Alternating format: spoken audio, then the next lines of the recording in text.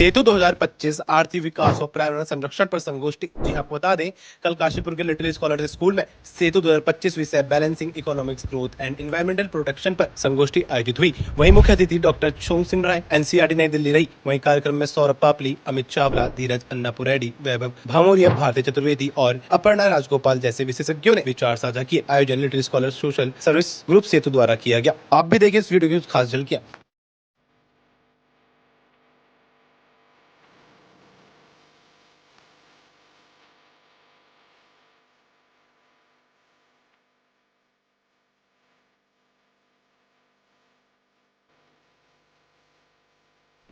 अभी मैंने कुछ एग्जिबिट्स देखे हैं, मॉडल जो बच्चों ने बनाया वो देखे हैं।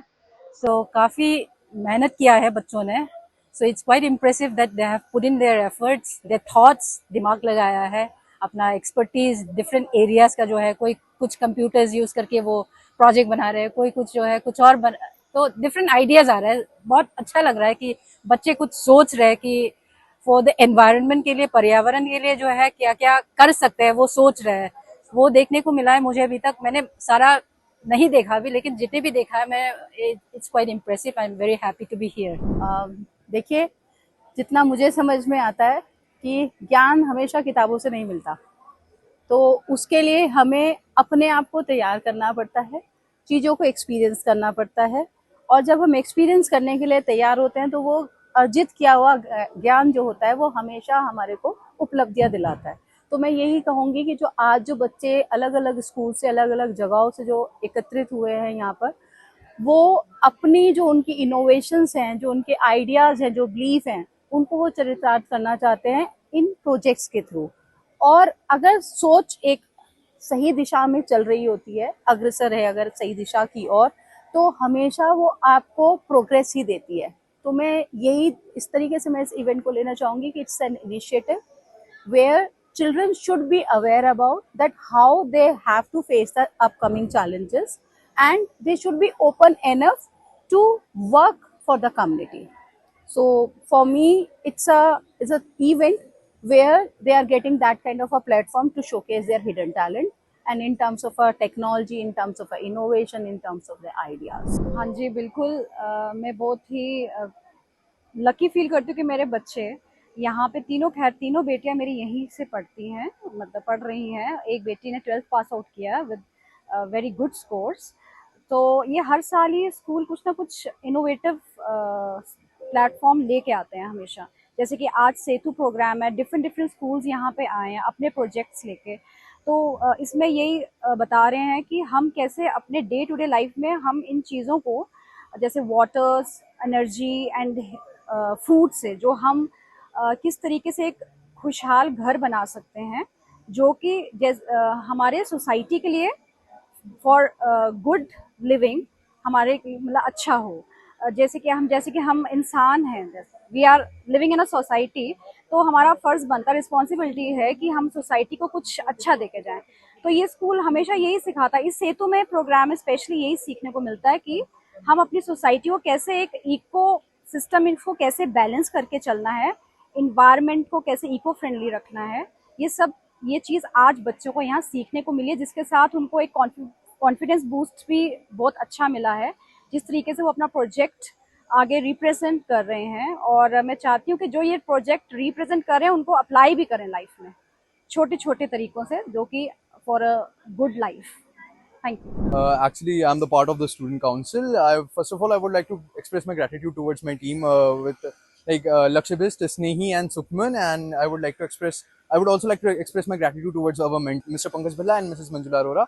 And even this year, it is very good. हर साल की तरह इस साल भी हमने बहुत अच्छा करा है. And this year हमने एक और चीज़ को इंट्रोड्यूस किया है, which is STEM, Science, Technology, Engineering, Mathematics.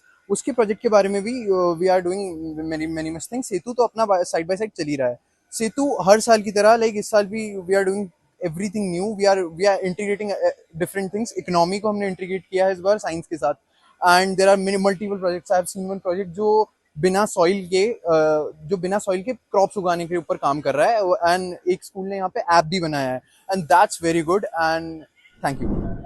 Namaskar everyone. We are the students of the Gurukul Foundation School and we are displaying noise pollution. We use special sensors called transducers. They convert the smoke vibrations, the sound vibrations into electrical energy. We have shown Nexus. How Nexus?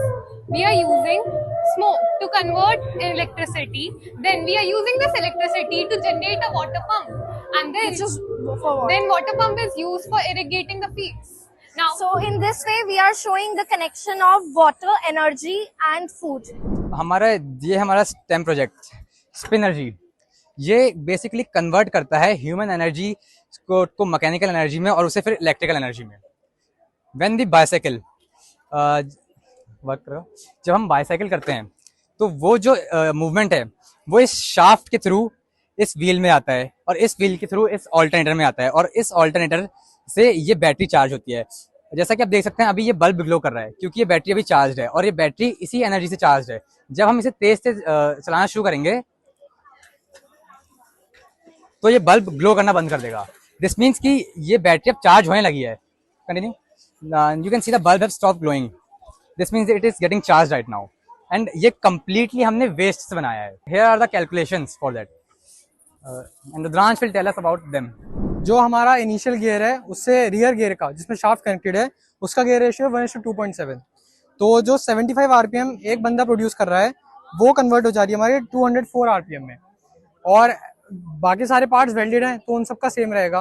और फिर last में जब alternator में जा रहा है तो उसका गियर रेशियो हो रहा है 1:5 का, तो उससे जो हमारा लास्ट का आरपीएम निकल के आ रहा है वो आ रहा है 1020, which is enough to charge the battery.